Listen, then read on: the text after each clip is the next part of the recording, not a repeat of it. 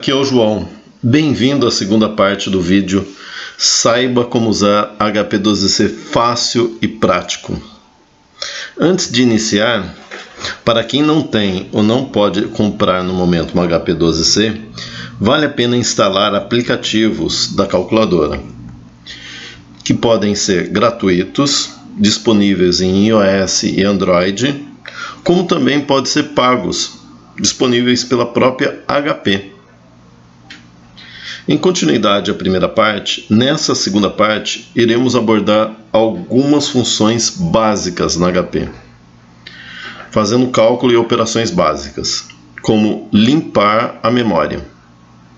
Função com a tecla F, amarela, a tecla Fin, no visor aparecerá 0. É uma função que limpa os registros da memória financeira. Outra função para limpeza é apertando a tecla F amarela e a tecla REG. O visor aparecerá 0. É uma função que limpa todos os registros da memória temporária e financeira. Fazendo uma operação de soma e subtração numa mesma sentença. Apertar a tecla 4, Enter, aparecerá no visor número 4, a tecla do número 12, a tecla mais, aparecerá o resultado 16, o número 3, a tecla menos e aparecerá a subtração 13.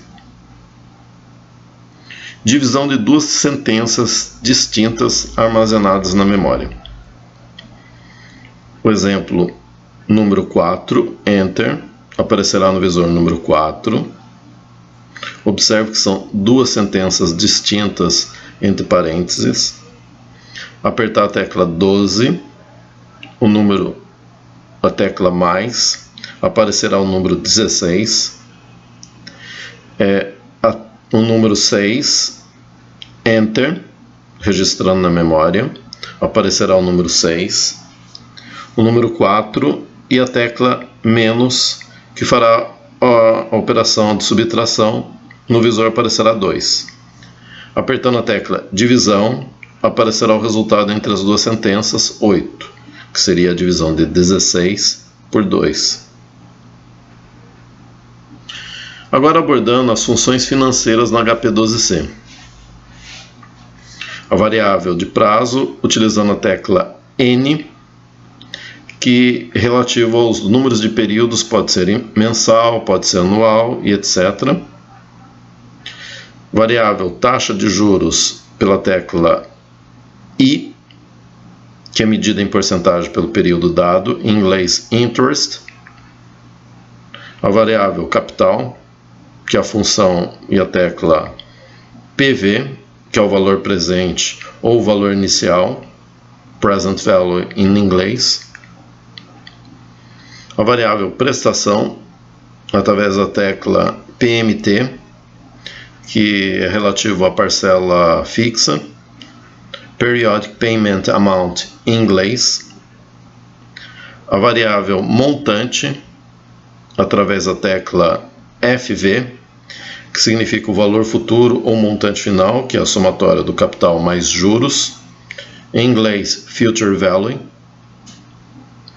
Observe sempre que ao iniciar uma operação, as funções financeiras devem ser apagadas antes, utilizando a tecla F, tecla amarela, e Fin, como visto anteriormente. E também observar como as funções financeiras têm um fluxo de entradas e saídas, usar a função CHS, Change Signal, quando necessário para trocar o sinal positivo para negativo. Por exemplo, quando você utiliza positivo para a tecla PV, a prestação será negativa.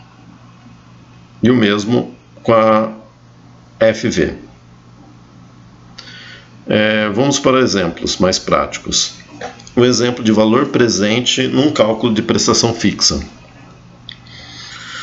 Um exemplo bem comum de compra de televisor por um valor hipotético de 2.500 em 6 vezes, sem entrada e com 2% de taxa de juros. Observe que a gente tem fluxos entradas positivas e saídas negativas, representadas pelas setas. Então, existe a compra do bem, 2.500, e as saídas posteriormente. 2.500, digita no HP, e a tecla PV, que é o capital. 6, número de períodos, a tecla N. 2, a porcentagem de juros, a tecla I. E depois, para se ter o resultado, PMT. Terá o resultado negativo, 446,31, que seriam as parcelas desembolsadas a cada mês. Vamos para outro exemplo, de valor presente de cálculo e calcular a taxa de juros.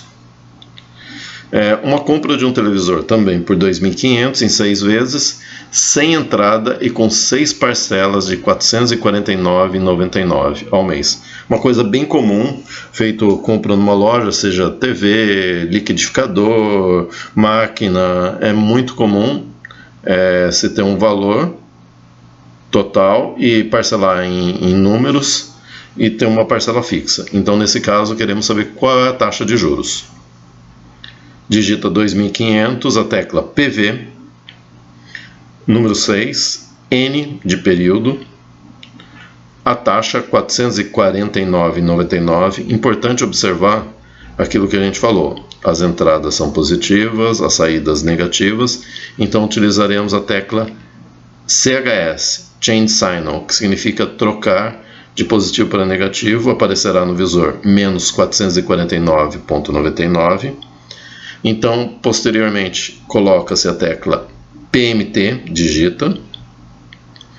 E para sair o resultado, digitar quanto que é os juros, a tecla I. Teremos em duas casas decimais 2,24%, que seria a taxa de juros relativa à prestação, conforme o exemplo. Agradeço por ter nos acompanhado e não se esqueça de compartilhar e dar um like. Acesse a segunda parte com mais dicas. Muito obrigado.